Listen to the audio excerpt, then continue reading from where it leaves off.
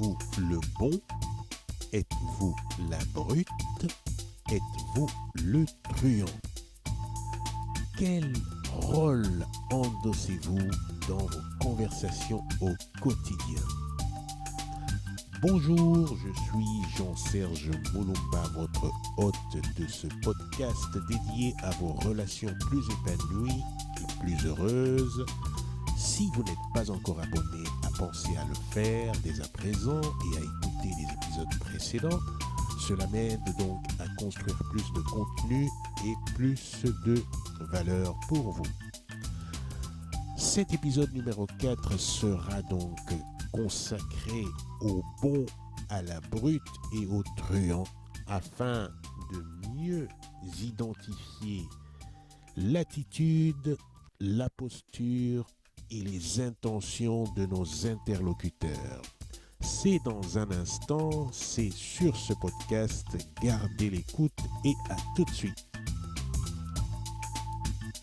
Que nous le voulions ou non, nos échanges, nos interactions, nos conversations consistent dans un jeu de rôle dès le lever du jour jusqu'à la tombée de la nuit. Nous sommes le père, la mère, l'enfant, le mari, la femme, l'employé, le chef d'entreprise. Nous sommes le sparring partner, nous sommes le membre du groupe de musique, nous sommes l'agent du guichet de banque, nous sommes l'agent du guichet de la poste, nous sommes le vendeur en magasin, nous sommes aussi cet inconnu qui passe dans la rue. Nous le voyons, ces étiquettes sont nombreuses et diverses. Elles influencent nos attitudes en conversation, que ce soit sur le plan verbal ou le plan non verbal. J'ai choisi le bon, la brute et le truand en référence à ce classique du cinéma, de sorte à avoir des grandes lignes qui nous permettent de mieux appréhender les dynamiques d'interaction en conversation, surtout sur un plan énergétique, sur un plan de l'attitude. Quel est le rôle du bon en conversation? C'est intéressant de s'y pencher. Le bon a une énergie apaisante par son écoute, un savant mélange entre une écoute active et passive qui conduit à la compréhension, favorable à un terrain pour la bienveillance manifestée par un tour de parole équilibré suivant les enjeux et une distribution du temps valorisé. C'est-à-dire que lorsque nous avons en face de nous une personne qui endosse le rôle du bon, nous nous sentons complètement à l'aise, l'énergie est fluide, c'est paisible et ça coule de source. Qu'en est-il de la brute? Le rôle de la brute.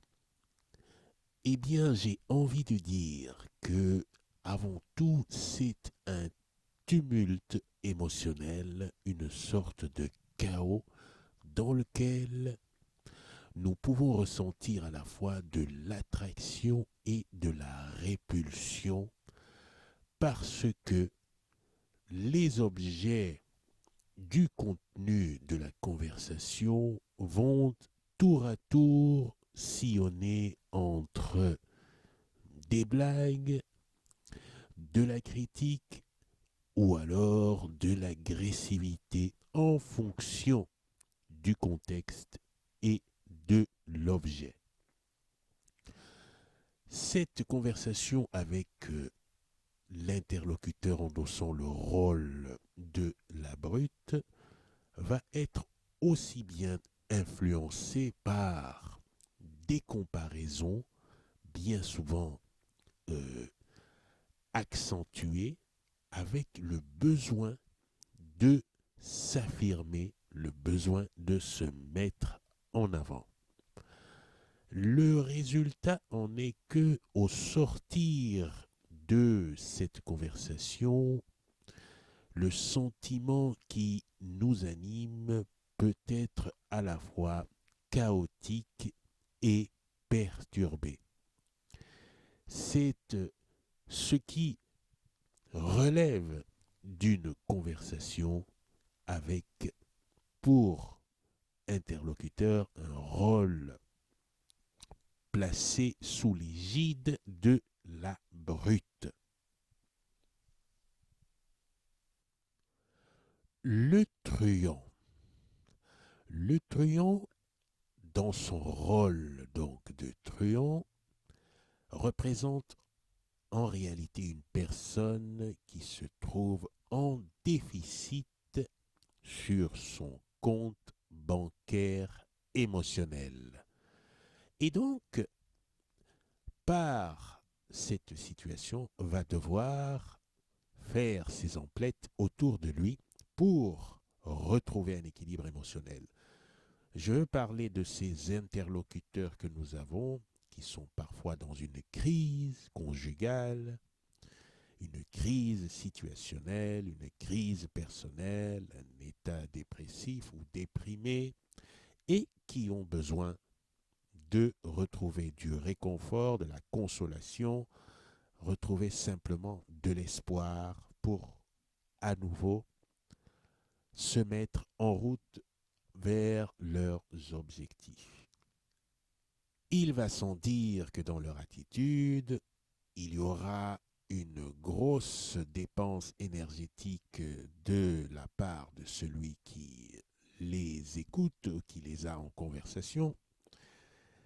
Cela peut également prendre beaucoup de temps. Autrement dit, c'est une conversation qui est énergivore et chronophage. Voilà pour les trois étiquettes en situation avec leur référence énergétique.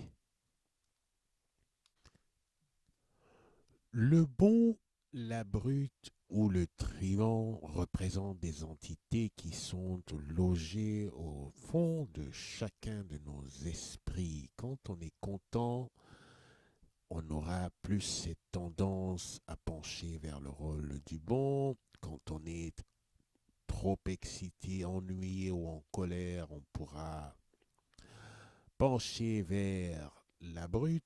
Et puis, quand nos états d'âme frôlent le dégoût ou le désespoir, on a envie d'enfreindre les règles et de pencher vers celui du truand.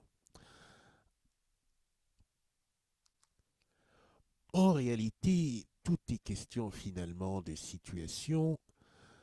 Le bon, la brute, le truand ne sont que des outils qui nous permettent d'avoir des interactions positives avec le monde autour de nous et suivant les objectifs à atteindre, que ce soit pour obtenir des choses ou alors pour renforcer le lien des relations, nous allons passer par des moments de joie ou alors d'explosion de colère. Parfois, il va falloir découvrir quelque chose d'enfoui, de déprimé.